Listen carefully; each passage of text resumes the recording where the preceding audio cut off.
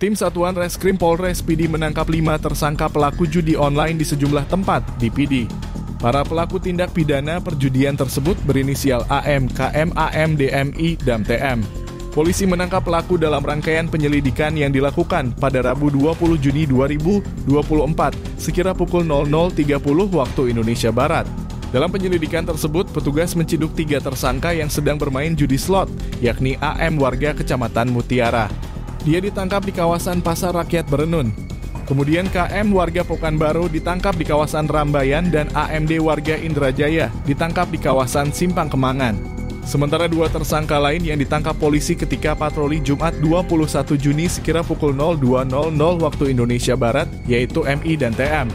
MI terciduk saat bermain judi slot di kawasan Kecamatan Kembang Tanjung dan TM ditangkap polisi di kawasan Simpang 3. Kapolres PD AKBP Imam Asfali mengatakan, penangkapan tersebut berdasarkan keputusan Presiden Republik Indonesia nomor 21 tahun 2024 tentang Satuan Tugas Pemberantasan Perjudian Daring dan perintah lisan Kapolda Aceh dalam hal pengungkapan dugaan tindak pidana perjudian online di wilayah hukum Polda Aceh.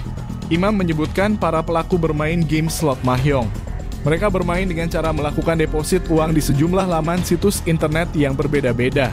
Para tersangka bakal dijerat dengan Kanun Aceh nomor 6 tahun 2014 tentang hukum jinayat.